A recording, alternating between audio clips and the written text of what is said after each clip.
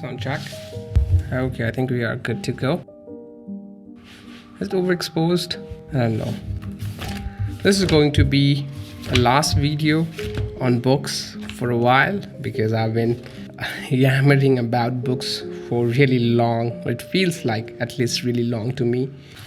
Where is it? This idea is a work in progress, but I really hope this is helpful to people out there. I'm going through a phase where I just want to read more and more books. I don't know why, but I guess I have a lot of questions and I am seeking answers. And in that process, while I haven't stumbled upon the answers that I was looking for, I did come across, say, few intriguing things, to say the least.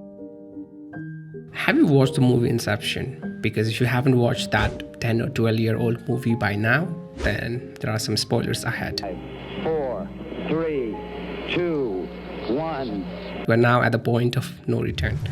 So in the movie, the protagonist, they go from base reality to dream levels where they are more awake. It's kind of like a lucid dreaming. And in that dream, they sleep and enter another dream state, and where they can sleep and enter another dream state, and so on. That's the condensed version of Inception. And have you noticed whenever they go from one level to another level, the time that they have grows exponentially? Now that is an interesting movie with very interesting concept, and I'm borrowing that idea to hopefully make you understand the thinking that I have been able to develop lately because of the books. You can utilize this in a way to understand the philosophy of success or the philosophy of achieving mastery, but I'll try to give you laid down, plain and simple, to the best of my abilities. So let's begin at base level. At the base level, you have acceptance. We are biological creatures. We have biological needs. We have social needs. We have emotional needs, all sorts of needs. For you, maybe success is something that you want. You may want riches. You may want fortune. You may want fame. We have these desires, needs. We are wired to need something, to achieve something from out there. That is just how we are. So we need to have an acceptance that we have these needs. We need to listen to the tune that is playing or that is calling us and accept, okay, this is what I want in life. And chances are, if you simply start accepting things, you'll just have way too many desires, way too many needs, more than you can count off, really. So once you accept that you have way too many desires, you go into the pursuit, you go into the second level, you start to chase those desires, those needs, and you realize that the only way you can get something is by giving something. You give your time, your energy, your effort, and achieve those things. But since you have infinite amount of needs or wants, you run out of your time and energy and effort, and you then slowly realize that, man, this approach is not working. This does not work. So what do? Then you enter level 3, or the third level of thinking, where you prioritize, where you minimize your needs, your desires. And then in level 3, you become a minimalist. You focus on a handful of things that you really need, really want in life, say health, family, friends, wealth, fortune, fame, things like that. And you also choose or allocate some sort of a priority in those things, so like what comes first, what comes second, and so on. This is that level.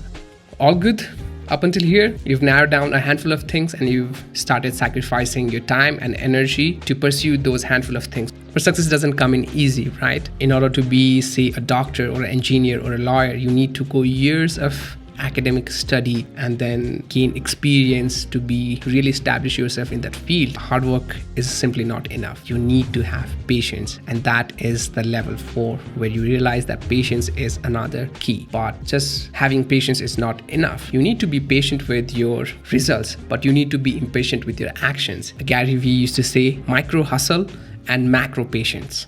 You hustle on a regular basis towards your goal, towards your needs, towards your desire, and you gain results in a long term. So until you get that, you become patient. It is in this phase or level you come across the valley of disappointment. You put in a lot of your energy, time, and effort into a field, into a thing that you want to pursue, and you are not seeing any kind of results at all whatsoever. For some people, it might be smart to quit and start from scratch. But sometimes we human associate our effort, and we have a sunk cost fallacy, meaning all these years of hard work has gone into this, so I must continue. So it really depends upon person to person and their case, whether or not they should continue in that same path or whether or not they should cut their losses and move on to something new. It really depends, but this is where that happens. Let's say you found your thing, something that you are content with, something that does not bother you with results. You are happy putting in the effort day to day. You're just patient with that. You don't want any results anytime soon because you know that the results are going to come in the future. So you found something like that. Then you just keep doing your thing. You become efficient in your workflow. When you understand that you are patient with your results and you keep grinding at your work year after year, you keep being efficient at your craft, you enter mastery.